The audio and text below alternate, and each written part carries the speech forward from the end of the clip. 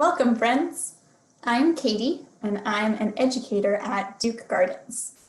Today, we're going to learn how to use a really helpful tool for outdoor exploring, field guides. Field guides are a special kind of book that help you identify things based on what you can observe. They're usually focused on a particular kind of thing, like birds, or rocks, or wildflowers, or on a particular area, like the Southeast US, or both. Field guides for living things usually include the same set of information for every species they include: common and scientific names, photos or drawings that show important features, a range map that shows where it lives, and a written description with more information. It might be things that change over the seasons, variety within the species, behaviors to watch for, or something else.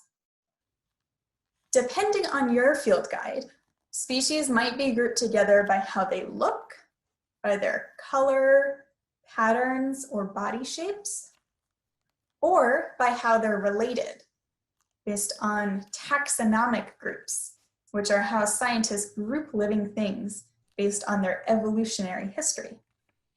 Sometimes field guides have a special section of color photos or drawings of all the species in the book, separate from the species descriptions. When you observe something that you want to identify, first figure out which group of your field guide it's in. Some field guides will have a key in the beginning that helps you find the right group. I observed a tree, and this tree field guide groups trees based on their leaf shape and patterns. My tree has clustered needles.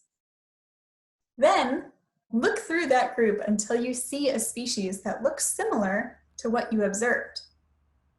Read the species information and look at the pictures carefully to check if it matches or not. Sometimes small features can make a big difference in identification.